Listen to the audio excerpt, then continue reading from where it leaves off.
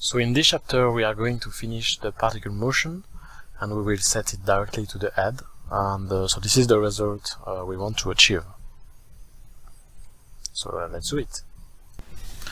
Okay, so I would like to reduce the time of the simulation and get a better feedback. So I will decrease the number of the points here with the size triangle. Let's put it to 6. Okay, and let's check that we have everything there. That's good. Oh, and there is something I didn't check as well. It is the loading cache from the smoke simulation there. It was not active, so let's add some noise over there with a pop force to make it a bit better. Pop force, big noise, and a small noise after. So let's try this. No. And so one. No, it's too strong. 0.5. No, too strong.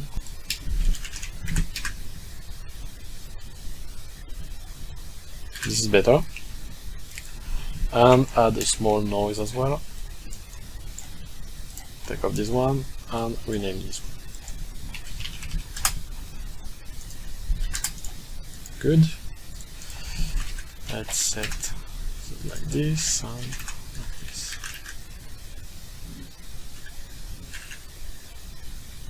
A bit higher, maybe. Yes, I prefer that. Let's check everything together. Okay. This is something that I like. Yes. And I would like to add a bit of wind, let's say. With the force direction there, let's say the minus Z. So, no, too strong. Too strong as well. No. Like this. And I think it's much better. Good. Perfect. And now I would like to stick my position with the cust edge. So use all those operations that I've done with the noise. So get all of this. And when the cust edge is going to get higher and higher, I want to get the position from the simulation. So let's do that. Inside pop-up,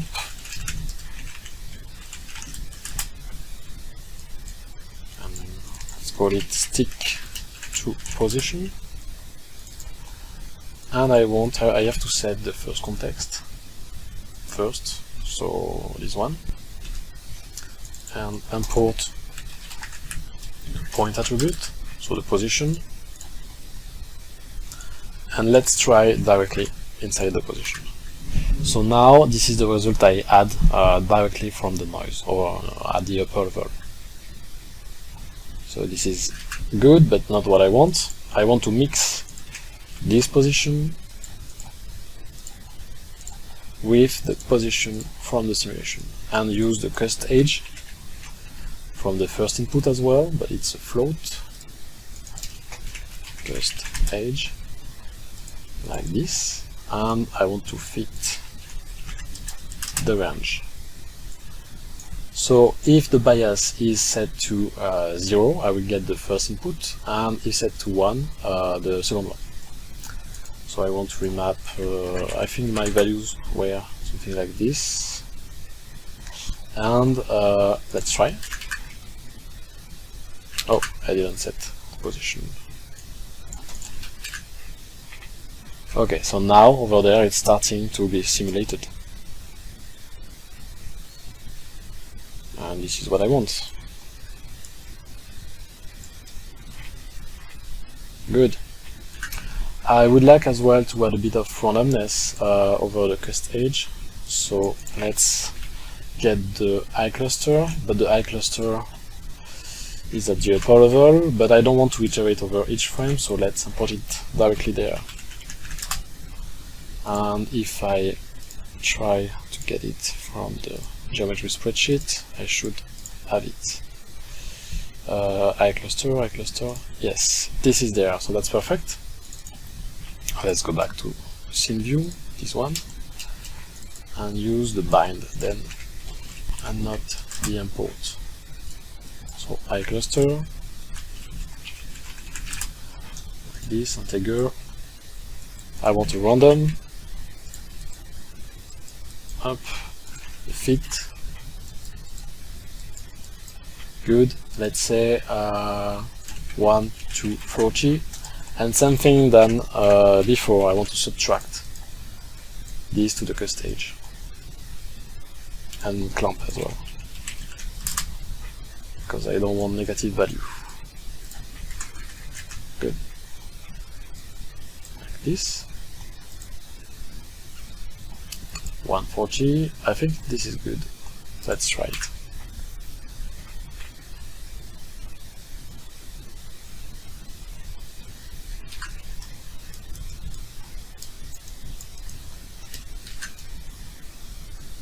Yeah, that's good to me. It's good to me. I want to add as well a collision behavior that, for example, if it goes inside with, I don't know, maybe the pop advect or some forces, I want make it follow the geometry and not go directly inside to get a better motion. So I will use the VDB volume sample position and with the gradient. It's a basic technique, but I have done an example file if you don't know, but I guess you know because it's very famous. And let's put that in green. I mean, it's green, blue, I don't know. Let's dive inside. I have grid there, scatter to get some point, transform, and maybe I can as well plus $t divided by 5, the parenthesis. Good, okay, now it's animated, and I have a sphere over there, and I will use this sphere as a collider. So a VDB, so this is the first way that I'm using. I mean, it was for the example. So I use a group to get the inside point, you know, and a ray to get the minimum distance. Even if I would use definitely an attribute angle with the min pose position, with min pose function, sorry. And I set the group in there, so I get this with the animation. Okay, but this operation and this operation is quite heavy, so I don't want it. But it's more accurate actually than this one. But I don't need to be very accurate in my case, so let's use this one and see what happens. So the same thing with the collider. Oh, no, it was good. It was just an optical effect, illusion. So with the collider, something more, so it's better, smoother, let's say. So let's dive inside and see what happens. I just get the volume sample position, so you have to check if the point is inside the VDB, and it's going to sample the position, let's say, and give a value.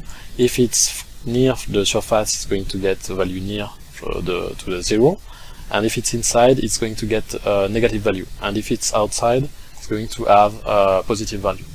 So I'm saying if it is inside with a negative value, I want to get the volume gradient file, so kind of the normal of the volume, and I want to make those negative value absolute, positive, and multiply it, add it to the position, and set it to the final position. So if it is inside, I want to apply those operations, and this is what I've done. So let's copy paste this to work with these operations. Not over there, I will redo it, and I want to do it before the stick to pose because I don't want to override the position from it. So let's get a pop as well, but I need a VDB. Let's call it collide. I need a VDB as well, so let's create one. I mean, I do have one already, and this is good because it's already cached. But the problem is that it's not the good scale. So I could use this one and transform it like this, but it's going to affect my gradient data.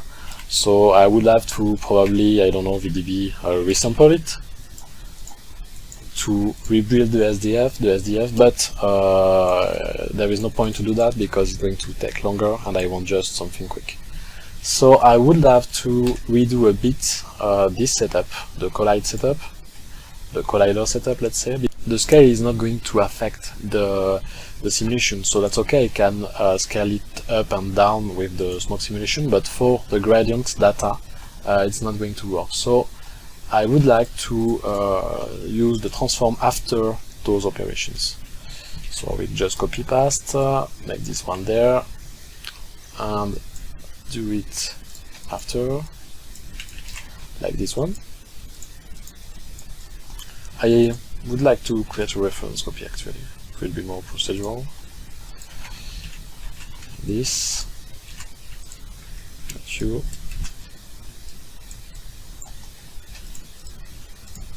like this. And I need to redo the VDB. So I want something like 0.2 maybe. Let's check. Oh, it's a bit too much. 3. That's good enough. And the reshape is good. Yes, this is what I want. And that I can scale it up after the cache. Okay? Like this. And actually I can even do the time shift after, so I will just... No, that's okay, let's keep it like this. So I want to scale it up, that's perfect, and let's get back. Let's re-render this. So almost done. Good. Let's check what we do have. Perfect. And yes, this will work as well for the collision of the smoke. We can check it right now actually, just in case. This, I don't want the density, I want the collision. Yes, that works perfectly. So good. And I would like to set back the offset, so let's copy this one from the cache, because I want that at the beginning it's moving. So this is good. And copy paste this new to say particles. Good. So now I can go back to my particle simulation, not with this frame, and set the collision. So volume sample position, where it is. So let's get the volume gradient, volume sample. Okay. So I sample the position, same thing there. I need to maybe set the SOP. So let's get the out. I will just copy paste actually. That one. Good. And I want, if it's less than 0, so if it is inside actually, I want a two-way switch. I like to use it, but I could use other things.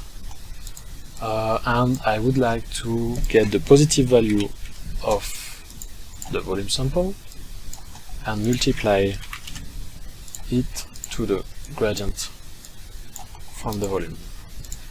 First, let's get it there as well, we never know. Okay, and multiply, and I want to add this vector to the position. And if it's not inside, just let's keep the position. Okay, so let's check that.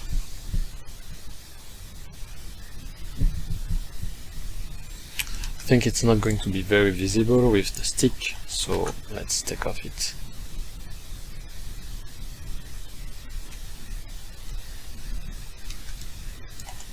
Yes, this is way more visible there. Good. This is what I wanted. Perfect. So let's go back with our stick pose. I would like maybe to get back my final resolution. Good. So now, what could I do? Maybe do a flipbook. I just would like to check a couple of things there. Yes, maybe I would like to add more variation to my smoke simulation, and I could animate just the offset from the density attribute. So I would like to do that. Let's do it right now. The offset, and add these kind of things. I mean, float to vector, the time, and I want to, let's try that right now to see what the result. Yeah, I want to negate it. I want to get it on the other way.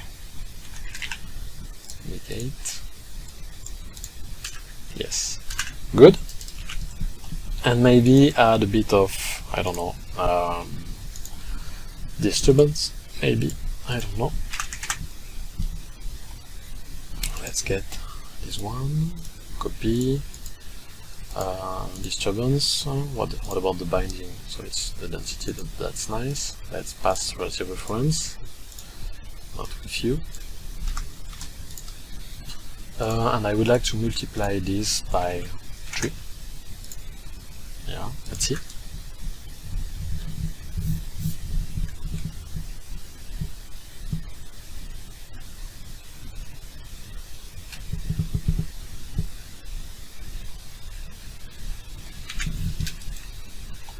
Okay. I think it's good. So let's render that.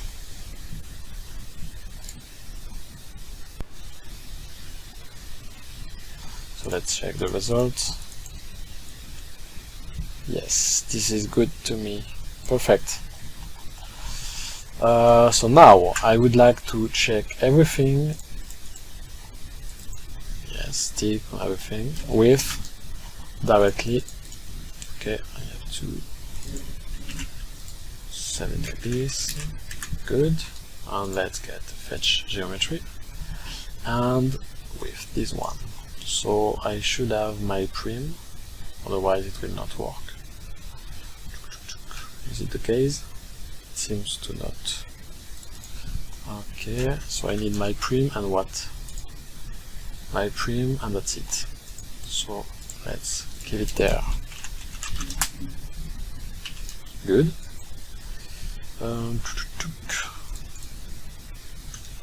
Let's see with my primitive if it works.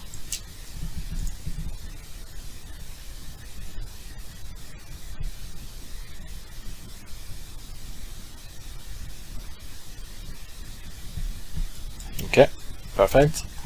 Now we can check that with the camera. Let's see.